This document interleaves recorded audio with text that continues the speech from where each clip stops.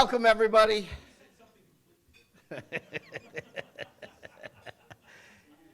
Where do we begin?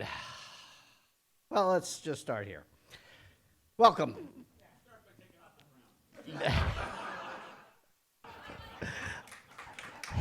Hell no.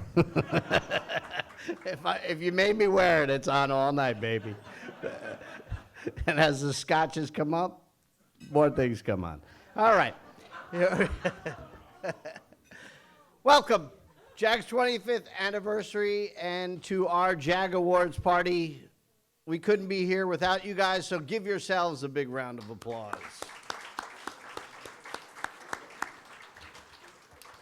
So, fair subjects of Jagsville, Your Royal Highness has declared today our 25th anniversary day, a day that will live in infamy, or at least for the next 2 hours, then we'll forget all about it, but that's either way.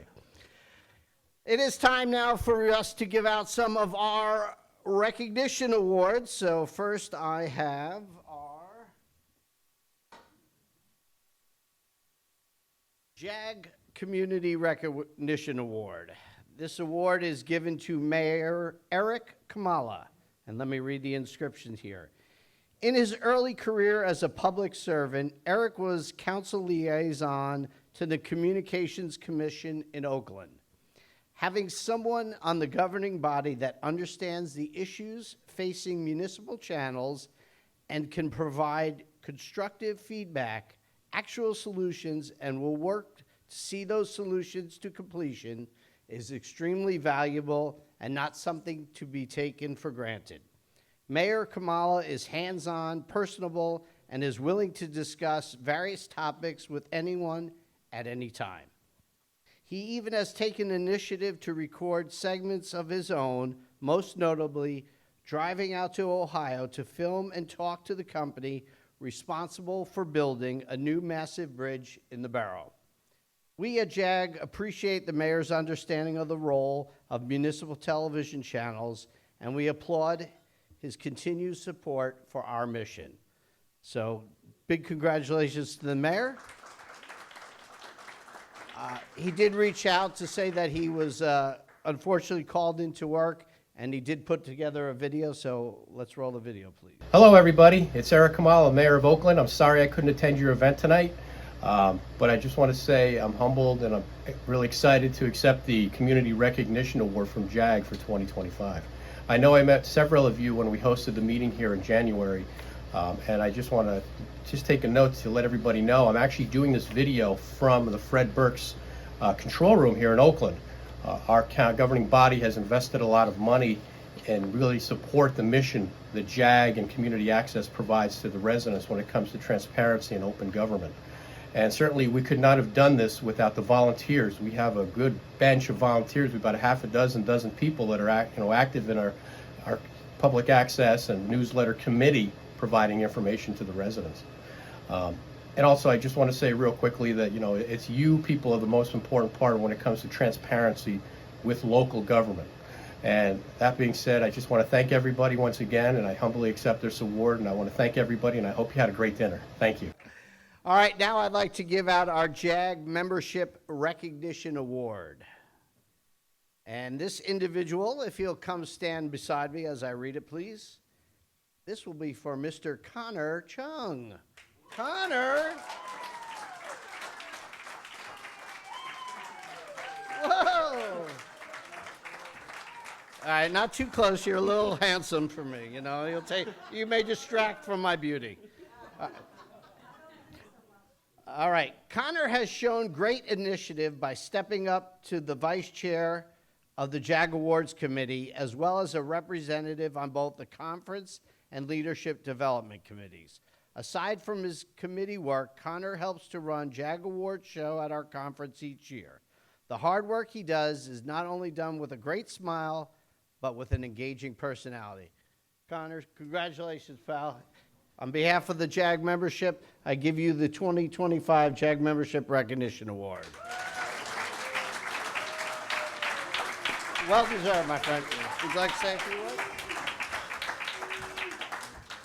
Of course, I'm going to do a speech anyway, so. First of all, I want to thank Bob and everyone for nominating me as the membership award. Listen, it was not very easy for me to step it up because I know JAG is very in need of young people, especially like me. And I suggest all of you too, step it up to get youngins like me to be part of JAG. I'm not saying it's bad, but I'm just saying like. But listen, overall, I want to thank Anthony, Brian, Dave, who are here in attendance tonight, supporting me for East Brunswick Television. And one last thing to tell you, I am graduating this Sunday with BA in Journalism and Media Studies at Rutgers University!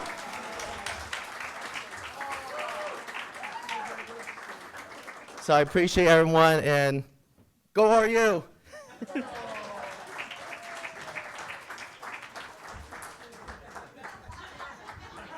Well, thank you, Sonny. Well, that's all. We're a damn whippersnapper on there. All right, hello.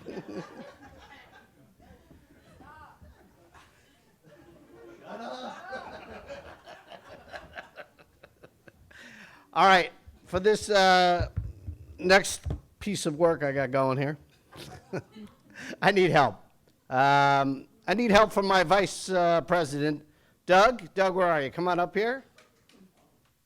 And I need help from my, who else could I? My treasurer, Linda, you come on up here.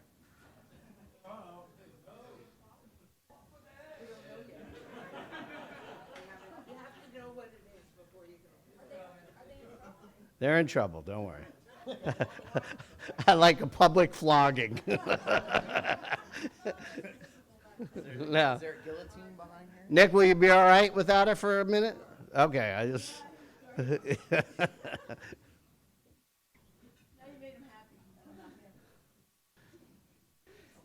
My two court gestures, I mean, seriously, every organization has a right hand, and thankfully we have two right hands. Our treasurer, Linda, and our vice president, Doug. Behind the scenes, they do so much tremendous work for this organization. I mean, keeping track of our finances, our filings, and getting people to pay their dues and invoices is not an easy task, and Linda stays on top of that. So big congratulations to her. Most notably, you see Doug's work almost every day. It's on our website, it's on our conference website, it's on our social media. Doug keeps track of everything, along as heading up the Leadership Development Committee, which really helps steer the organization. So big congratulations to him. So with that in mind, I'd like to present to both of you my President's Ovation Award for 2025. So let me. The Jersey Access Group President's Ovation Award for 2025, presented by His Royal Highness Bob Duthaler, the King and President forever here more known of JAG. Presented to Linda Bessink in acknowledgement of your unrelenting commitment to the members of the Jersey Access Group and public education and government facilities. I will read Doug's the same thing. The Jersey Access Group President's Ovation Award, decreed by His Royal Highness Bob Duthaler, forever known as Duke the King, presented to Doug Seidel in acknowledgement of your unrelenting commitment to the members of the Jersey Access Group and public and educational and government facilities. Thank you so much, sir. Speeches. You're up first, please. Me first? Yes. He outranks me. Ladies first, though. Oh, I'm surprised, mainly because I haven't seen the bill for these. So- Bravo. But I have to tell somebody this. Yesterday I said to George, "Do you need a joke for tomorrow night?" And he said, "No." So maybe I can tell you now. What is the rabbit's favorite restaurant? Somebody said it back there? IHOP. IHOP. Well, I'm stalling, but it really means the world to be a part of this organization that I have loved from. And I have Bob's support and the support of Rich, and the entire board has always had my back. So I think it was 2017 when I first started this, and I want to just say thank you to Debbie Gist.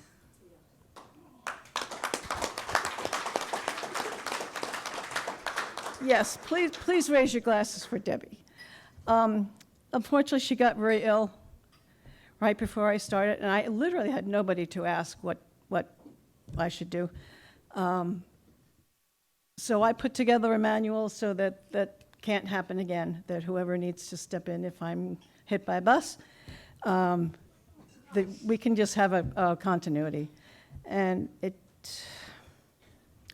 so I guess it's been about 8 years since I've been doing this. Should I do it 8 more years?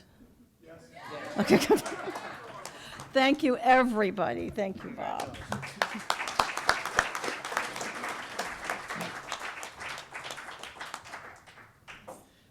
Well, I'm not as young as Connor, but What a shame. You're not as old as Bob. I didn't say it. I didn't say it. Thank you for this. It's always nice to be recognized for hard work, and I don't know what else to say. Thank you, everyone, for being here. Thank you for making this a great event. Thank you for everyone's hard work. Thank you for attending everything, and thank you, Bob, for everything you do, because we don't have an award to give out to the president, so thank you. And here's to hoping Linda doesn't get hit by a bus.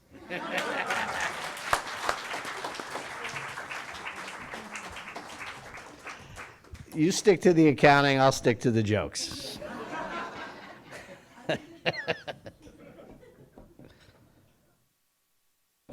Holy cow, guess what? I think that's the end of me for now.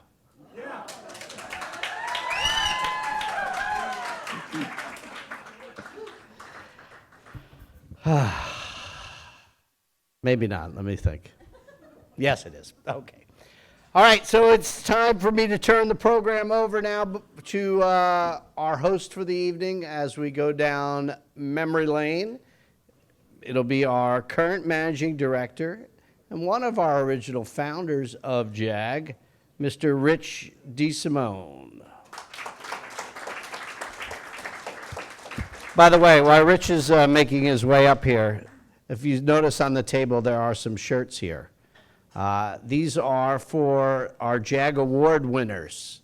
So when you win your award, you may pick up a shirt, and these are courtesy of Switchboard. So they give out some, so you get a little something, something, because the king has declared it.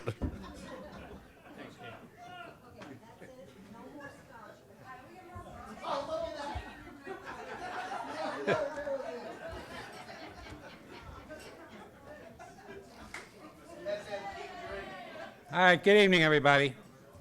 One, I don't have a crown, I'm not allowed. Two, it was back in 2015 that Bob got his crown.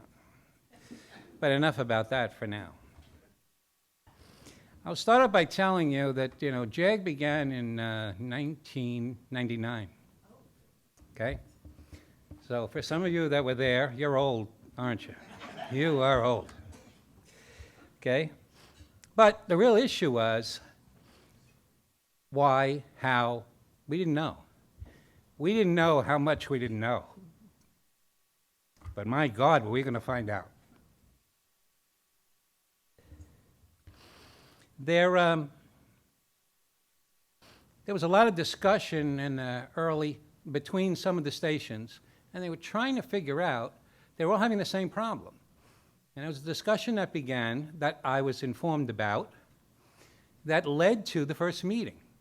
So it's very funny because I met with all the people that would be coming up here over the phone, and we were talking about, and everybody recalled something, but nobody could recall everything. So tonight, there's a little bit of something from everybody that becomes the everything that became JAG. So, the first thing I will tell you in starting this is that, and Paul DiStefano will appreciate this, who's in the house, I have an uncle. His name is Cheech, a great uncle. Right? And everybody remember Stevie Van Zandt from The Sopranos? Right? You know what he could do? Right? He had this trick he could do with his chin when he was being talked to. Cheech could do that. Okay? So he would come over the house. Now, he's in his 80s, probably, when I was, coming out of high school. And he'd come over. I still remember him coming over to my graduation. And all my friends came over. We had a big party in my yard. And without name dropping, I wanted to have a band in my yard, and Billy Joel and his band played. Swear to God. Okay? Because we grew up together. Anyway, so I go inside, say, where the hell are all my friends? Well, they're all huddled around Cheech. Because Cheech is telling stories, and boy, could he tell stories. Okay? And people would walk away, and I got used to this. And so there was one thing that Cheech always did. When he wanted to talk to me, he would sit there, okay, in a chair, because he always took center stage, best chair. That was Cheech. Don't screw around. That's Cheech. When he came over, don't sit there. Okay. And he would go, well, that translates in Cheech language to get your ass over here. So I did, because he was the guy, right? And he would start to tell me stories. Well, I got to tell you, we used to kid, and that would be, and then he would go on about a story that he remembered that he wanted me to hear about. And he said, but you know what? When all was said and done, we had the 5 families. I guess you figured out what Cheech's business was by now, huh? Yeah, I come from a background of a rather difficult people back in the day. But at least you get your drinks for free. Well, so we move forward to the meeting that we had in Piscataway. Now here comes that first meeting. And I haven't thought about him. We're having this meeting, and 8 stations, I was corrected, 8 stations showed up in Piscataway. And we sat down and said, we all share the same hate for Cablevision. Everybody, for Comcast. Everybody. Okay. So that was going to be our unifying power. And it was, and it became that. But from there, 5 stayed together. Woodbridge, Piscataway, East Brunswick, Old Bridge, and Metuchen. How many? The 5 families. And I didn't realize it then until it started, and how the families were coming back.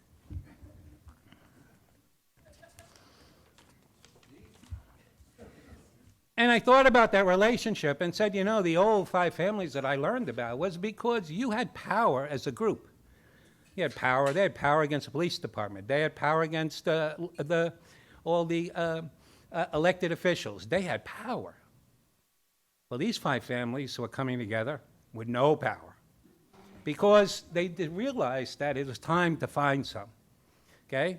That if we united and if we became partners, that we would develop a power. Well, tonight you'll hear about what happened to that power in a very short order from 5 people that became the family. Now, we had alligators everywhere when we started, right? And the first person I want to bring up came to that first meeting and sat there as astonished as we all were, talking, but looking for that commonality. And so she was working in Woodbridge at the time and has now gone on to become the station manager there. So please welcome to the stage Gina Forbes.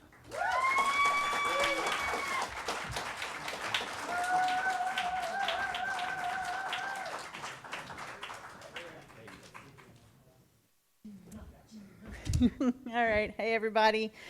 So yeah, as Rich said, I was there at that first meeting along with Lee Beckerman, who was the director at the time. And knowing that we had worked side by side for over 30 years, Rich asked me to please reach out to Lee, who has since retired and is currently sailing with his wife through the Caribbean.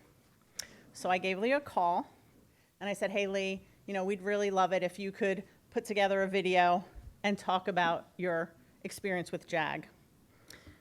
So he sent me a video, and right after he sent it, he texted me and said, did you get the video? Did you get the video? And I'm like, yes, I give video. And then he called me, and he was like, you got to make sure you color correct it, all right? And sweeten the audio, and give me a lower third, and it's got to say this. And I was like, this is like, what's going on? This is unbelievable. I'm like, I thought I got rid of this guy. I'm like, isn't he his wife's problem now? I'm like, what's going on, So, aye, Captain.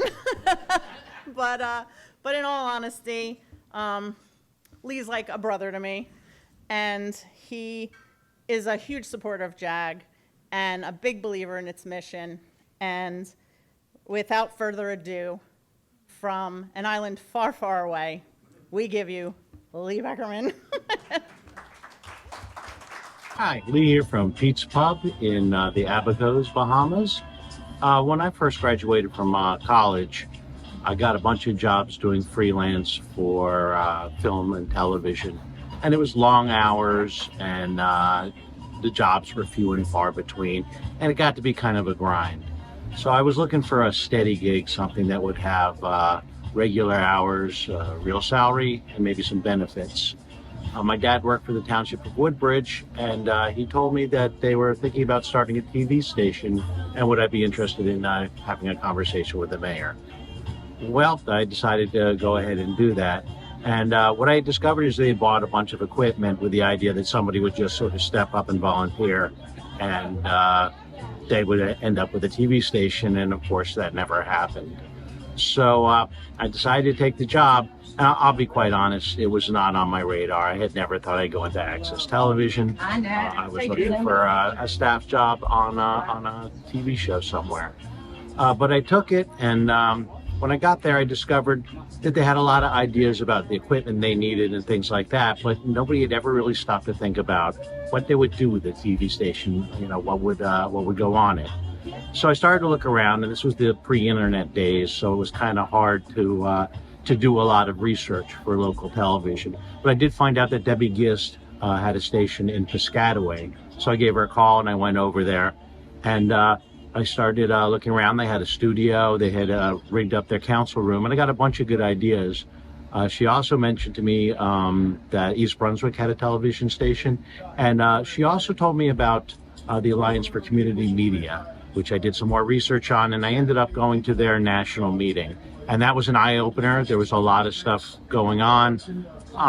But the one thing about the Alliance for Community Media is they were really interested in public access, the P in PEG, and not so much interested at all in educational government access. But I got a lot of good ideas, and I put together a bunch of stuff, and I started running my station. I stayed in touch with Debbie and with EBDV, Cindy O'Connor, and we started, lending the equipment to each other and bicycling tapes around, running each other's programming. And that kind of went on informally for about 10 years. One day I got a call from Debbie, and she said, I want to get together the heads of all the 5 stations and finally settle this stuff for PEG access. So off we went to PCTC. My memories, and I talked to Gina and to Sharon about this, is that the people that were there were Debbie Gist from PCTC, along with Peter Nauman and Dawn, Cindy O'Connor from EBTV, Rich DeSimone and Stephanie Gibbons from Metuchen Television, Saren Colucci from Old Bridge at the time, and Gina and myself. And we sort of sat down, and I kind of kicked myself going, why did this take so long to come together? Because it was such a good idea. I think one of the reasons is there were just so few of us at the time, that it just didn't seem like we needed to. But it was starting to get bigger, so we sat down and decided to start an organization. In the early years, there were a lot of challenges. We had the cable companies, but in addition, Verizon was starting to come in and making a lot of noise and offering us everything, quite honestly, up to 6 stations and all the equipment we could possibly use. So we had a lot of early battles trying to get heard. And, you know, we didn't win them all. But what JAG gave us was a place at the table. And so we had a place at the table and we could start to talk about those issues. I was very focused on finding out what the difference between government television was and public and educational access. So we started to make those things and we really put together an organization. I don't really need to talk about what happened after then because most of you were there. And it's through a lot of the hard work from all the people that are out there that really started to put together JAG and make it a force to be reckoned with. And I'd like to, point out we started to bring the vendors in. So you had people like Jesse Lerman and DeSantis with Paul DiStefano, and Vardo came along and really started to give us some insights into what could be done on television with the local access. So I could not honestly say right now that I'd rather be there than here. But I can say that I absolutely miss all you people. You've been a bunch of incredibly hard workers, and it's just been an amazing experience. So I just want to say, JAG, happy 25th anniversary, and I hope you have a great 25 more. Thank you. If you think he was a nice guy because of that video, you're wrong. You are dead wrong. I never had more fights in building JAG than I had with that guy. If I wanted it to be black, he wanted it to be white. I said red, he said yellow. I mean, it went on and on. But you know what? Sooner or later, we got where we wanted to go. So, thanks so much for that. And so if you're wondering why I'm a bit of a bastard, thank you, Lee Beckerman, okay? Your friend, thank Lee Beckerman. All right, let's move on. Our next speaker. She started in Metuchen as a volunteer. She ended up hired as a full-time employee. She went on, as you heard, to become one of the founding members. And there's a little asterisk next to her name when you take a look at JAG's history, because, well, I'll let her tell that story. Please welcome founding member, now working in Piscataway, Stephanie Gibbons.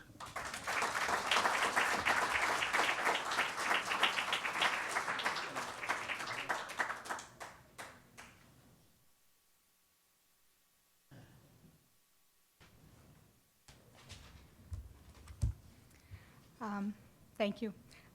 I've been involved with JAG from the very beginning, but that's not quite right. True, Rich and I were invited to the first meeting, but I was going on vacation, so I missed it. So I wasn't there for the premiere, but I'm sorry that happened, but the idea of what happened at that meeting, it was so successful that the managers for the stations wanted to continue to meet to share ideas, programming, and just talk to people that understood the crazy thing we did. Let's face it, most people just don't understand, so it was great to talk to people who spoke the same language. Some of the 8 stations that first came to that meeting, some of them were never seen and heard from again. But, because trust me, I tried to reach out to them. But then there were several stations who became the driving force, Rich alluded to. We were ready to formalize this organization, so we needed to write up a mission statement and goals for it. Okay, did I hear groans from the executive board? I know how much you love that stuff. Lee Beckerman, Rich, and me decided to go to the League of Municipalities for the first time. On the ride down Atlantic City, 2 hours, Lee and Rich were spitting out ideas, and I was in the back seat trying to write it all down and hoping it would make some sense. The early days of JAG were fun and exhausting. One of the first things that was decided was to create, because we did this within, I think, the first year of actually founding, was create a magazine show that all the towns could submit segments. Peter Naiman from Piscataway would put the show together and then distribute them at the next meeting on videotape so we could all air it on our stations. Most of the stations were struggling to find quality programming. As Rich said, most of us didn't know what we didn't know, which is why JAG became such an important resource for us to talk to each other, trying to find solutions to the problems we were having. Our stations have come a long way from the days when we were pushing videotape into a rack of VHS players. Automation came with this newfangled thing called a video server. A few years later, in 2004, through a discussion with a vendor, Paul DiStefano, it was decided to have a trade show at our monthly meeting. It would become the JAG's first conference. It was held here in this hotel, actually in the ballroom. And the vendors were in the ballroom. I think there was a total of 10. Paul could reference what it was. Okay. See?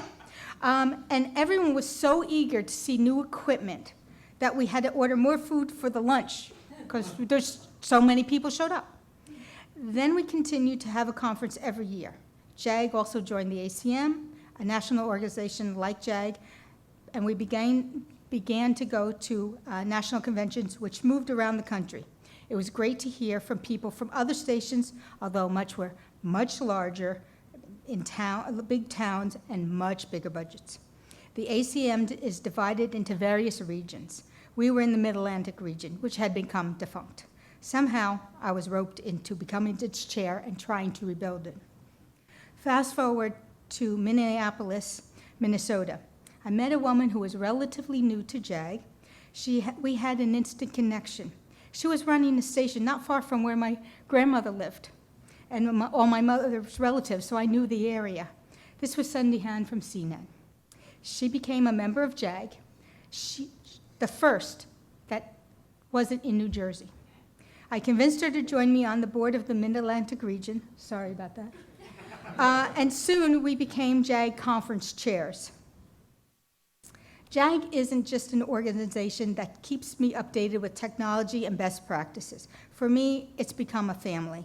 Because of my connections with JAG, I have been employed by 4 different stations as a freelancer, part-time, and even full-time job. I have been membership chair since the committee was created because I truly love what JAG stands for, and I want other towns to benefit from the wealth of knowledge that we've gained over these 25 years.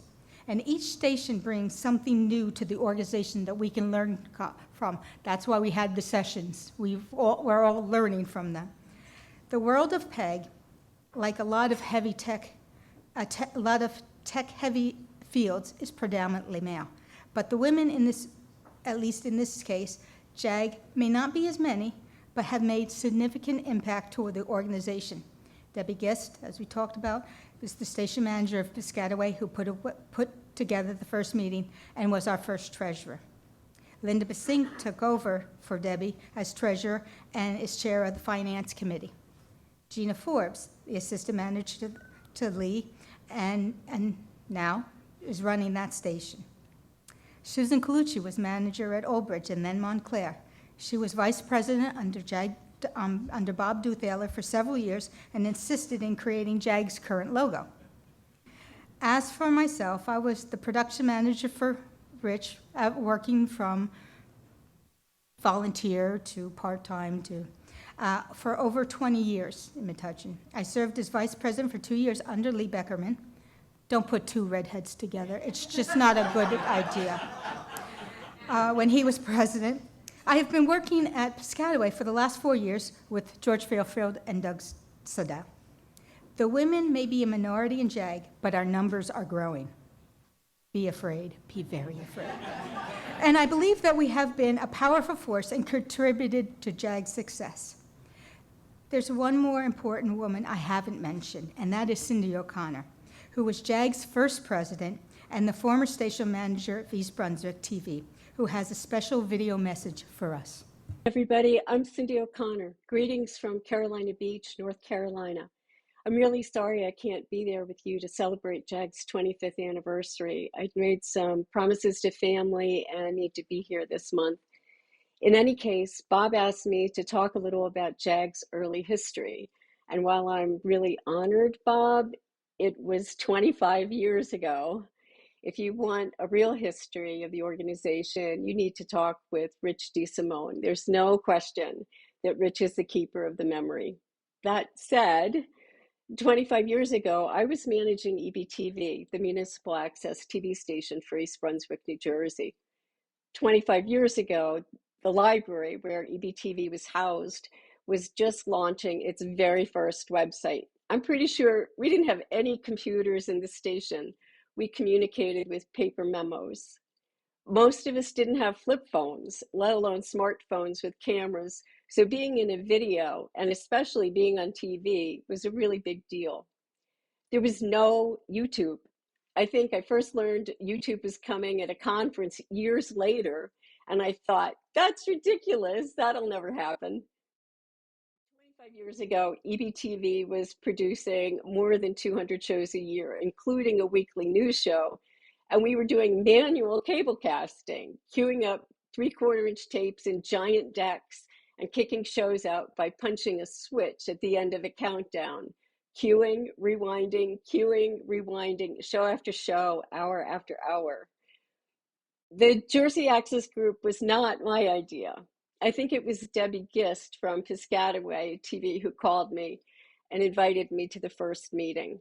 She said a small group of Jersey PEG station managers and staff were getting together to talk about forming something like a support group. That's how I thought of it. As I got to know them, I realized that these people cared passionately about their communities and wanted, with their stations, to help build connections in their communities deeper and stronger. They were creative people and they were visionaries. They could see how PEG stations could bring neighborhoods together, how they could serve nonprofit and government organizations and local businesses for the common good. I remember some of the founding members, Debbie Gist and Peter Naiman from Piscataway TV, Rich DeSimone and Stephanie Gibbons from Metuchen, Sharon Colucci from Old Bridge, Montclair, both, Lee Beckerman from Woodbridge. Now who knows where he is, but clearly somewhere further. I was invited to the meeting because the original director of this station, Kevin O'Rourke, had created an exceptional government access TV station. He worked with township officials to negotiate a great franchise agreement with a cable provider in 1980. That agreement gave us the channel and it provided the funds to build a station and to support a paid staff. When I became manager of the station, being a station manager was a very lonely job. There was no group of colleagues eager to talk about equipment and vendors or show concepts or how to recruit and take care of volunteers or how to navigate the sometimes treacherous waters of local politics or how to survive enormous changes in the industry, like the advent of the internet or the shift from analog to digital content. So for me, this invitation couldn't have been more timely. What a fantastic relief to be able to talk with people, other people with like goals and similar problems with common purpose. In those first few years, we created the organizational bones of the Jersey Access Group. We shared documents like franchise agreements, we elected officers, and agreed on a mission statement. We began producing Access New Jersey, an award-winning collaborative monthly magazine program available to all members. We began to establish important relationships with vendors. I remember Jesse Lerman from Telview, Princeton Server Group at the time, visiting each of our stations and inspiring us with the possibilities of automated systems. Thanks to the foresight and determination of a small group of people, some of whom were still active members, JAG also became involved with the New Jersey League of Municipalities and became the premier advocate for hyperlocal access and information. JAG members establish important relationships with other professional organizations like the Alliance for Community Media and NATOA. JAG's rapid growth and expansion have always been proof of its value and importance, and testament to its leadership's ability to look ahead, to innovate, to adapt. Your stations and JAG were important 25 years ago, even when most towns were served with several local newspapers and at least one local radio station and a regional TV station. Now, many of those local papers and stations are gone. A few giant corporations control the distribution and the spin of information. What we see and hear is siloed into proverbial echo chambers, where the source is often tagged with an alias and with a cartoon avatar. I use Anthropic's Claude AI sometimes, very helpful if preparing a Thanksgiving dinner with ADHD. If you ask Claude how the profound changes in media have affected our communities in the past 25 years, Claude will tell you that there is a paradox of connection. Despite more connection, there are increased reports of loneliness and isolation. I think that trust in the goodwill of our neighbors, the sense of sureness that we will be there for each other when it counts, when we need each other, I think that sense has been eroded. We have become polarized all too often. Instead of bringing us together and enabling us to see that we share a tiny, fragile speck of the universe together, today's media separates us, encourages us to fear our neighbor, to find them somehow suspect. I think that JAG was birthed because it was needed. A group of bright, organized, creative, collaborative people were needed to bring a greater sense of community support and security and freedom to their districts and towns. I hope that it's clear to you all that your communities need you more than ever now. Your mission is more important now than it ever was before. Congratulations to all of you, and especially to those of you who have tended and supported JAG all these years. Congratulations to you, Bob Duthaler, for serving as the JAG president forever. And congratulations to you, Rich DeSimone, for all your unsung contributions spanning 25 years. Really amazing.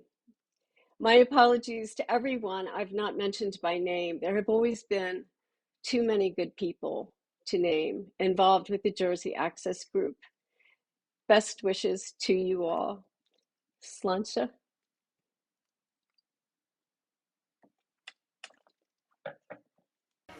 Well, I guess you can understand how JAG got off to a good start.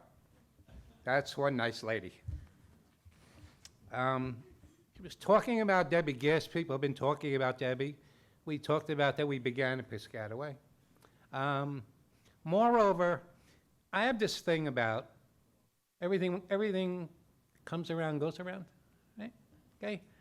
And there's always something, you have to be paying attention. And whatever just happened is going to happen again. Things just keep evolving. The point is, are you going to notice? Are you going to make an effort to change things? Well, something that happened that we didn't expect to happen. And here comes our next guest who says, you know what? You guys are doing some serious business here. And I'm going to talk to the League of Municipalities about you guys. And he was a big guy in the League of Municipalities. He was a communications guy in the League of Municipalities. So what he said about communications, people were listening to. And what he said was, I think you got to talk to JAG. We got to learn about JAG. So we are very proud, and if the king will allow me the courtesy, please welcome the mayor of Piscataway, Brian Waller.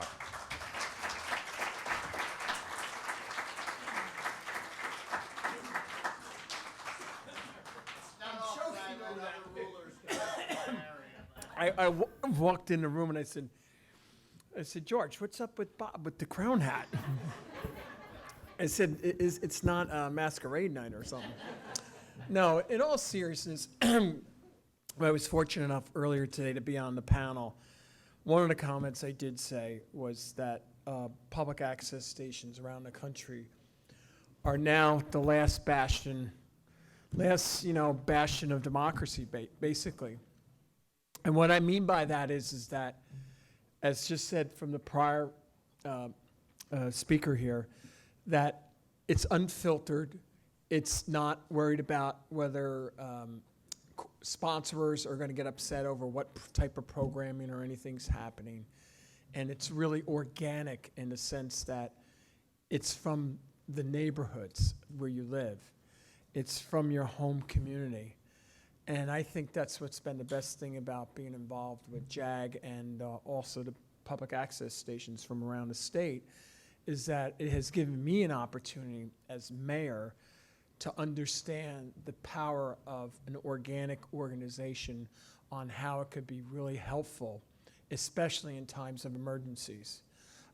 We all know that when we went through the pandemic, it was the PEG stations that really stepped up, that really to help the school systems out throughout the state, to have mass teaching sessions and things like that. We were way ahead of the game than the state officials and the national officials figuring that out. And that's because you have a lot of brain power in this room with your colleagues around the state saying, hey, listen, this is our community. We could figure out how to help our residents out by using our local access station. Was everything perfect? No, but it was a heck of a lot better than nobody getting educated. At least they were getting some rudimentary education for those 2 years, unfortunately. But it's also has happened that when I love the public access channels, more importantly, wearing my hat as the public safety director of the community, is that in times of really heavy-duty emergency situations, and we've been seeing a lot of them around the state over the last 10, 15 years, it's really the public access channels that really have stepped up to help Homeland Security, the local police departments, fire companies, EMS, all-inclusive, whether they're going out on scenes, giving people where you shouldn't be going, where you should be going, what you need to do in this emergency and what help out. I think that has been a great concept and something that would have never happened had the folks sat down 25 plus years ago to try to pull it together with all the public access, because everybody was like an island unto themselves, right, Rich? Everybody was an island unto themselves. I'll never forget the discussion I had. Remember the whole franchise thing going on with Verizon? Remember the big fight, how Verizon was going to come into it? I'll never forget taking a meeting at the League of Municipality offices with, there was a Dennis Bone, the CEO of Verizon, and I had a meeting that we were concerned. One of the big things is I was the advocate for the public access channels because they were talking about state brand. There was no discussion about Verizon carrying any of the PEG channels at all. And I remember him saying to me is that we got the votes in the legislature and we're going to do what we want to do and you're not stopping us. I'll never forget that argument. And I said, okay, all right, I get game on, I'm just going to. And I was able to rally a lot of the state legislators in a rational, methodical way and say this is why PEG channels should not be left out in discussions of the state franchising. And believe it or not, I was able to get the national organization AARP behind us. Go figure that one. So what does AARP have to do with local PEG channels? Given or not, a lot of seniors watch the PEG channels. Right? And I made the argument to their national lobbyists down in Washington at a U.S. Conference of Mayors meeting, saying, hey, listen, we got a big to-do that could spill over into other states. And remember, the whole franchising thing was going on in 20 other states simultaneously. We were the only state in the United States that Verizon had to give us everything that we wanted because we were able to mobilize a core constituency for the public access channels to make sure that, quite frankly, that they weren't going to get screwed by big corporations. I mean, you had these folks in $5,000 suits, and I'm here in my rumpled suit trying to make the argument about trying to protect the local channels. And you know what? I'm still here and he's gone. And you know what? As long as I have a say at the national level and at the state level and at the local level, I will always have your back to try to help out the PEG channels on initiatives. And Bob and Rich know that. Whatever they need, I'll try to do what I can do to help out, because you're all volunteers too, most of you, right? You're not doing it here to collect a check. You're here volunteering, and that means you're really invested in your community. And that's nothing against the folks that are on the payroll of the communities, but we need a lot of volunteers out there too to help the professional staff at these stations. And I want to thank you from the bottom of my heart, all the hours that you put in to help your local communities, to give nice programming out there. And I would be remiss if I didn't mention Debbie Giss. She came to station manager basically when I coming in as mayor. We had a lot of good times together with her and Peter, and I know George and Stephanie and Doug do a great job as their successors over there. But I got to tell you, it's only the PEG folks that would do crazy stunts to get the shot. I'll never forget the time our township attorney calls me up and says, hey, we were involved in a heavy-duty legal case with a landowner, and we needed an aerial photo of the property. So I knew a pilot that was willing to go up and if wanted somebody to take pictures. And I got Peter Naaman to volunteer himself.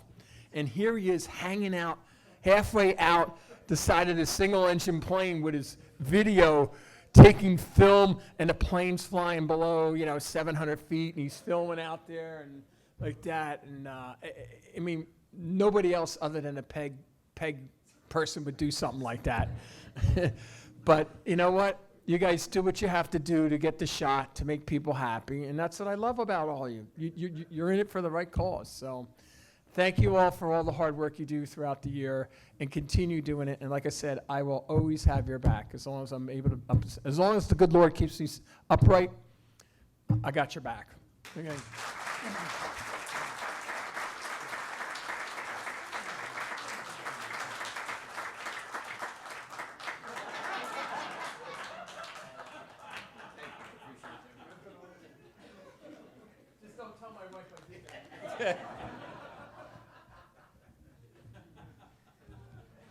Wow.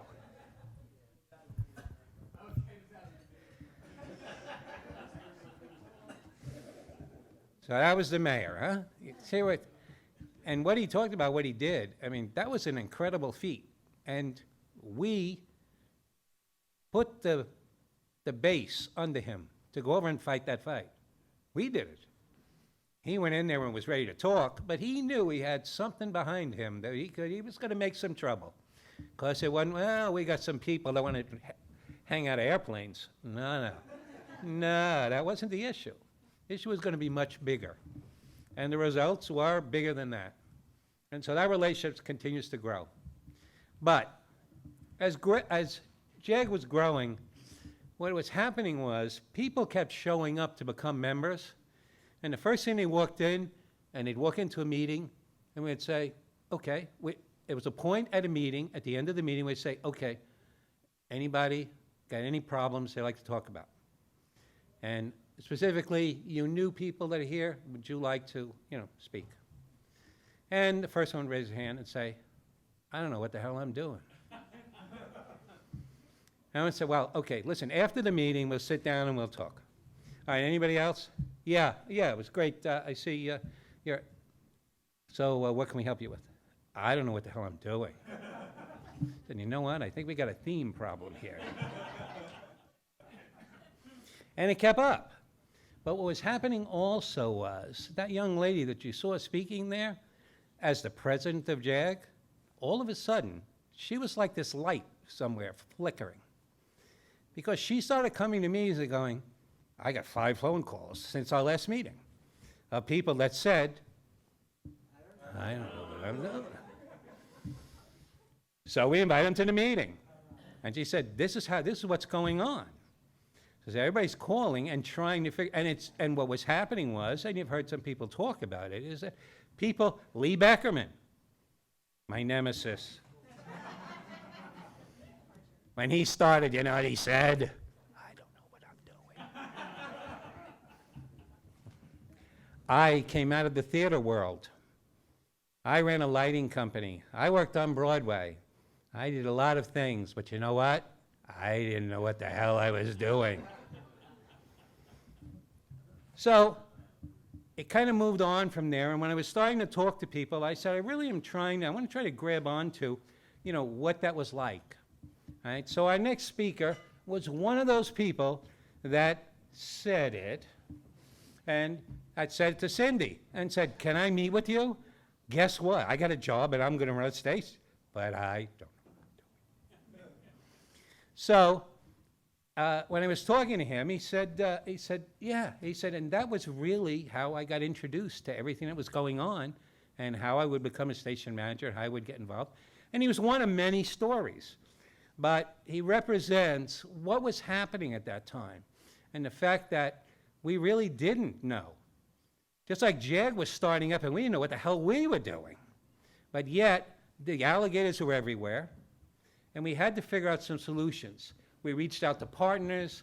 We kept looking for answers to get there. But we realized we had to keep hearing what people were saying. And if they didn't know, it was important to us to make them know. So we had to stop the, I don't know what I don't know. That had to end. And so JAG's job at every meeting was to take a little piece of that away. That's something you now would know. Get it off that list and move forward.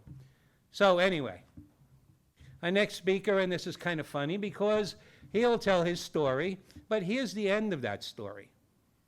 This person, when because we got into, by the way, early on, we were sharing equipment. We were sharing people.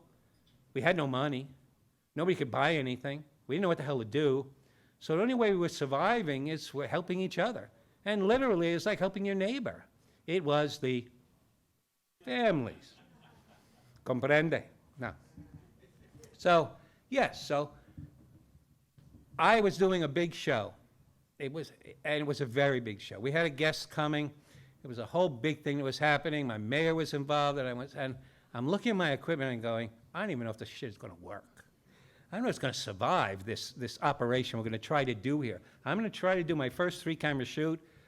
This is going to get a little dicey. Well, I was talking to the guy that just started this other station who was working there, who I had helped along in getting going, and I said, you know, do you have any way that, you know, I could help me out with this? And he said, let me see what I can do. Well, we were setting up for it, and all of a sudden he comes walking in. He comes walking in with 3 quality broadcast cameras. I went, what? And he said, maybe these will help. Well, but that's what JAG's about, okay? That's what it became about. So please welcome the person that made Metuchen a great station, putting out great videos with the help of my friend, Ed Colonna.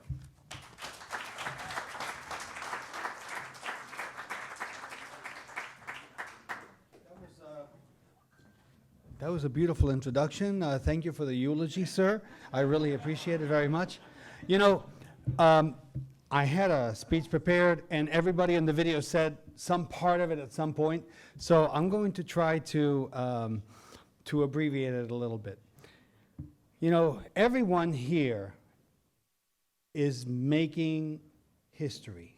Everyone here is so important to community media. You know, the mayor said that, yes, that we do these things, and it is very important, but I have to tell you that it all started by not knowing what we were doing. I didn't know either. I used to fix video equipment. I used to fix, you know, these broadcast equipment and cameras, etc., but I never thought that I would be behind the cameras producing and directing. And that happened by accident. That happened because I was helping the mayor of Edison at the time. But anyway, let me go back to a little bit of my written speech. Good evening, everyone. It's an honor to stand here celebrating 25 years of the Jersey Access Group. A milestone that is as personal to me as being one of the earliest members. My journey began a few years before JAG in 1991 when I took the helm at Edison TV. Back then, public access television was social media, long before YouTube, before the internet changed everything. We were the voice of hyper-local storytelling, bringing stories, stuff like Uncle Floyd, that was our answer to Saturday Night Live, or Dick Craig's Not Just Rock and Roll. That was our answer to MTV. And that was ours, that was us. Or On the Loose. Did I get in trouble for airing the Wet T-shirt concert from On the Loose on Edison TV? But that's another story. Anyway, when I met Rich, I was bringing him videotapes, VHS tapes or super VHS tapes to broadcast our council meetings. And at the time, Metuchen was airing throughout Edison. And it was awesome. I mean, I would come to him and he would have these meetings. It was like a freaking boardroom of all these volunteers that he had. He had it so organized. And I was like, I'm not organized. I cannot do this stuff. But Rich had it together. He brought organization out of the chaos of public access. As a matter of fact, he had replaced someone that was playing videos, rewinding them live on the air, and he kicked them out. Do we remember that, sir? Anyway, so JAG started to do a lot more than we helped each other out. As a matter of fact, when he called me, Edison had just renewed the franchise negotiation with Cablevision, and we received Betacam cameras. We had a Media 100 system. Thank you, Paul DiStefano.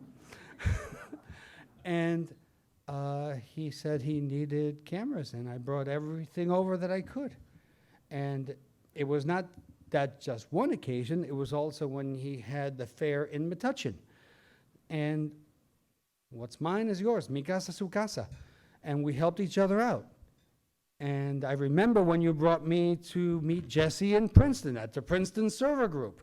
So, this is a family. We help each other out. And I hope that continues. Now, let me fast forward a little bit. I want to leave you with one beautiful thought here, that don't despair just because we don't have the amount of viewers that everybody else has. When we air something and we only have 150 viewers because we aired a council meeting, that helps those residents. And nobody else is doing that but us. Not some TikToker with 15 million views for a cat. We are really helping the community. And that is where we excel. I mean, look at what happened to me. I mean, I love what I do, and I do this with passion. Had I not been there with a camera to record Mayor Baraka a few days ago, he wouldn't have the evidence to present that he was innocent.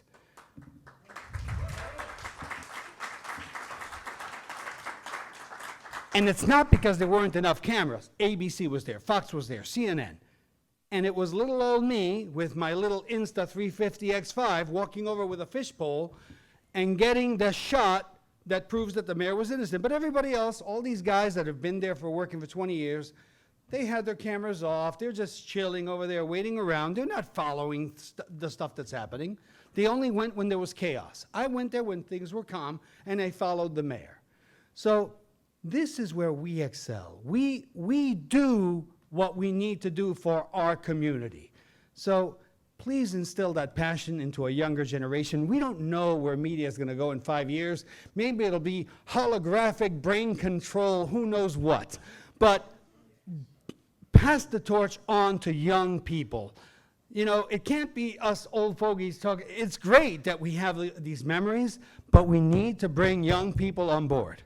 And that's where we're at. Thank you, everyone. And here's to 25 more years of JAG.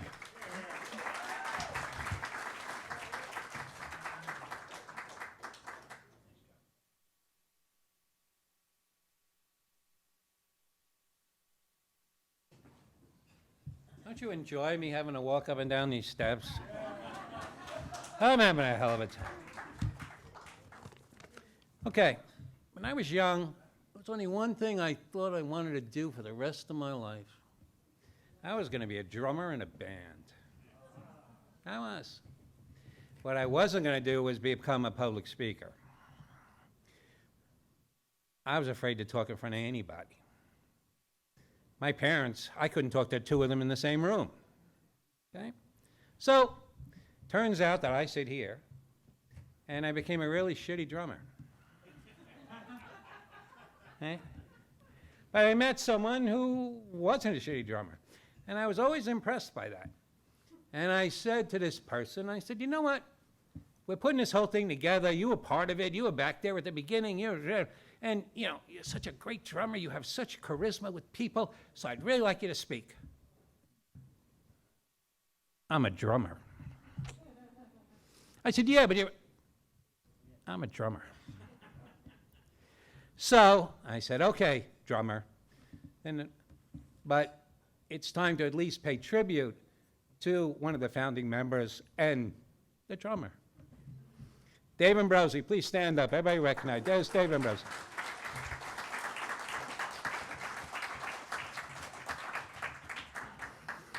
Now, some of us are still working that were at those first meetings. Some of us retired and came back. God, what was I thinking? But some of us left and went on, like Lee Beckerman, on to a pleasant retirement.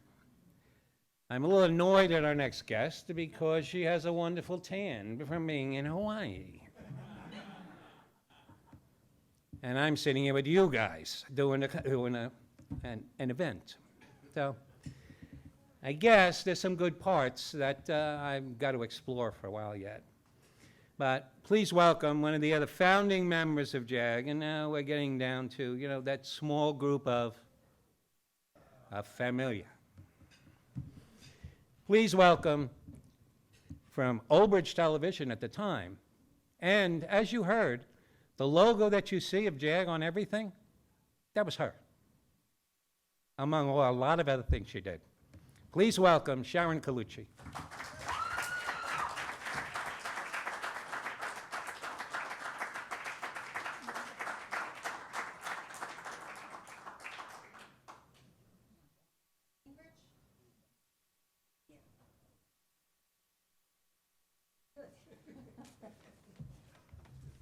Okay, now I got to revise everything thanks to the other speakers. Let's see. Okay, number one being I had Lee Beckerman as the first president, and that wasn't true. Cindy O'Connor was probably the first president, and she did a great job. But tell me, does everybody watch Ghosts? Everybody see that show? Does anybody besides me see a little bit of flower in Cindy O'Connor? Just a little bit? I love Cindy, but sometimes I just want to. Lee, I had as the president, the first president, and he was not that. However, his personality, when he organizes things, and Gina will back me up on this, he's a little bit like the dad that has control of the liquor cabinet. He's got the key. He'll tell you where it is, but he'll tell you can't get into it. That's Lee. Now, let's see. Debbie Gist, you've heard the name Debbie Gist over and over and over again. She's the one that started everything. And she started it because we all had problems with the cable companies. We all had the same problems with the cable company. So she would call around and we would all come together and complain about the cable companies. Out of complaints, out of gripes, out of moans, and out of frustration, JAG was born. No one wanted to, well, that's not true. Cindy did head up.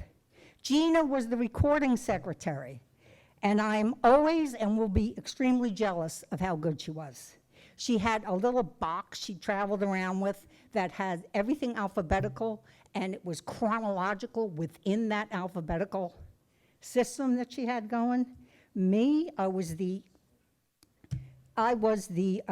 corresponding secretary, and I really was the road runner for the most part. I had no visible mission, but I would appear at random. And I would have intriguing and impossible ideas to manifest. That was me. Stephanie kept us smiling and helped us understand that while we felt like global leaders, we really weren't. We were just people that worked in New Jersey. A case in point was that logo. That logo we worked on and worked on and worked on. Originally, we wanted it to be the state of New Jersey. And then we decided we were going to be Bond villains, and we were going to make it global, and we were going to make it the whole earth, and we were going to make it in RGB. And Stephanie said, well, what about the Y? Shouldn't you make it RGBY? Oh, right. And then we added the Y to it. That's what Stephanie would do. She would kind of bring us down, get the puff out, and make us normal again. Peter Nauman, you keep hearing Peter Nauman's name. Peter Nauman, if it plugged in or it had batteries, Peter wanted to own it. Peter also knew how to fix it. So that is Peter. Absolutely anybody that knows Peter knows that. Now, this is someone you know and love. Who dares to question the great and powerful us? Bring me the head of the wicked witch of the West. Can you guess who I'm talking about? There he is. Right there. But I think we need bylaws. Can you make bylaws? Please. And he would make bylaws. Rich put everything together. He would do it covertly and make us think we were actually doing it, but he did it. And we're like, wow, what a great idea. Thank God I thought of it. But it wasn't us. It was Rich. He was kind of pushing things along. And he would let you know if you didn't have it right, and he'd send a flying monkey after you, or maybe a VHS tape at your head when you were walking through the woods. And that would be that would be his way of doing things. But you know, we got along. We all got along. We all had different ways of doing things. We all thought, well, this is the right way to do it, or that's the right way to do it. But we came together and came up with the right way for us. And that manifested and that grew out. And that became a wonderful thing. Debbie Gist. There's a story about Debbie Gist I'm going to tell you, which is kind of fun. Whenever you went to Piscataway, you got pizza. Didn't matter. You got pizza. You got pizza, whether there was 2 stations there or whether there was 20 stations there, you got pizza. We had about 12 pizzas there one day, and I'm helping her pass them out, and she's got one open, and she's picking stuff off the pizza. And I'm like, Debbie, what are you doing? She said, somebody put salad on the pizza. I said, what? She said, somebody put salad on the pizza. I got to take it off. I said, no, I think it's supposed to be there. She said, no. They put salad on the pizza and it's supposed to stay there? I said, yeah, it is. So that's just a little piece of Debbie that I hold in my heart. And anyone that knows Debbie knows, has a little piece of Debbie in their heart that they carry with them. And now it's weird, but I'll always think of Debbie when I think of salad on a pizza. There are many, many languages when it comes to equipment, and they don't speak well to each other. So we had an idea, and again, it was the man behind the curtain that kind of moved us along, that we needed to speak to our vendors, like Jesse, like Paul. And I was thinking, Shadowstone, right? When I was on the beach in Kauai, I had admittedly some gummies, and I was sitting on the beach, and I'm like, Shadowstone, where did they come up with that name? Was it like a sundial with the rock or something? I don't know. But anyway, we tried to get them to speak with us as well, because we needed to have a common language that our stations would speak to each other. So we could bicycle equipment, so we could share people, because they needed to know how to work the equipment the same way. One couldn't, not every station had Peter Nauman, quite honestly. So you had people like me that would say, hey, isn't this a great community bulletin board notice I did? There were people that needed to actually know how to put shows together, and the same show. We had nothing to lose. So we worked with the vendors and the suppliers, and we made things happen there. After and I'm going to close now because we did do very, very much of this stuff already.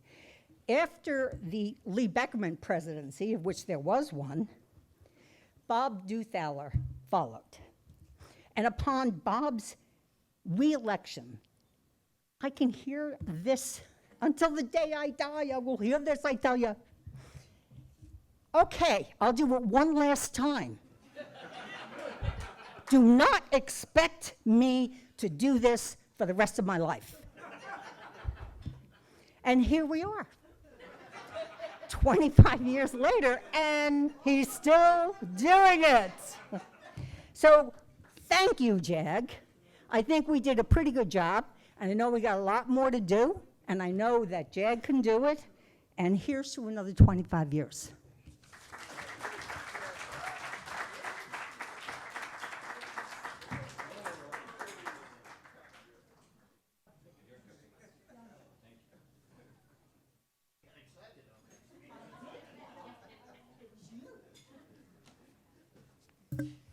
I was sitting there wondering, how did these 5 families, how the hell did they get along? You think about how different everybody was. And I remembered Cheech. Remember, as long as you have the 5 families, nobody will ever give you any shit. You know what? That's what happened. So I thank the 5 families. But later on, as you heard, this guy comes walking into JAG and says he's going to get involved. And real quickly, we didn't let him walk out of JAG. He became the president of JAG. He didn't want to keep being president of JAG. That doesn't matter to JAG. We don't listen to things like that. What does that have to do with it? If you get elected, you serve. This isn't like, it don't work like democracy. We didn't do any of that. Stupid idea. Okay, so 2006, he becomes president. 2015, he says, honey, that's it, please, I gotta stop. I said, all right. And so he stopped for a year. And then 2 years. And he said, I went up to him in the second year and I said, Bob, you know what? We could use a little bit of a shot in the arm. You were an inspiration on this. I blew smoke up his ass. That's what I do.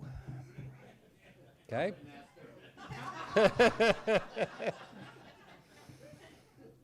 And he came back. I said, look what you've already done. Look what's going on. I mean, it was crazy. It was crazy what had happened. You know, we had started so many new things. We got involved in so many new things. You heard, we started the shared server idea. We did. Went on to the country, went on to development by the Princeton Server Group, later Teleview, was an idea that we had. We got to be able to share files. I said, yeah, it's a good idea. Uh-oh, wait a minute. Nothing matches. If you got their system, we got this, that's not going to work. New problem. Now we need standards. We got into a big hoopla about that in the room across the hall here. Okay, it was actually where it happened. We had all the shared server manufacturers sit in the room, and I said, guys, being very kind, I said, guys, nobody's leaving this room until we solve this server problem. We need a standard.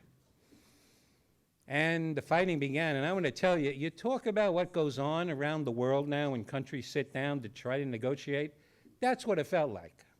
That's how crazy it was. Everybody had the right answer. Well, as you've learned, the right answer becomes the compromise of all the things everybody knows is the right answer. And we got there. And getting there, and that became national.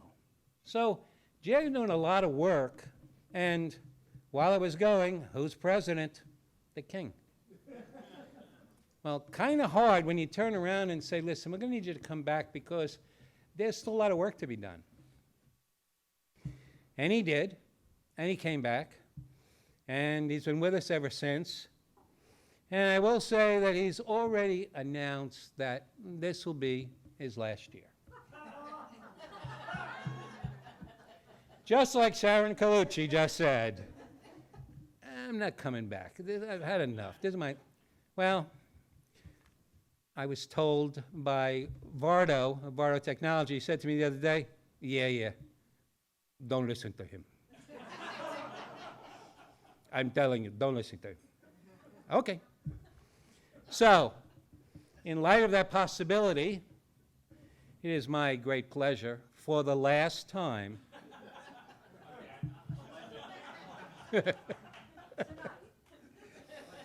to welcome to the stage the JAG Access New Jersey President and King, His Majesty, Bob Duthler.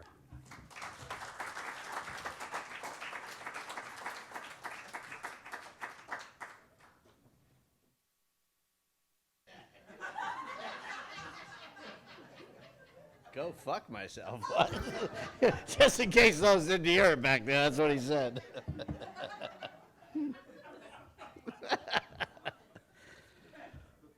So how did I end up with this band of misfits? You may have said I somewhere took the wrong path and wound up in Jagsville. This kingdom of fools. The biggest fool is leading you all. So, what can I say, really? I mean, from humble beginnings to a group that is really banded together to form something pretty remarkable, to have impact on not only our industry, as you heard with standards and sharing file servers, but legislation as well. A partner in New Jersey when it comes to legislation.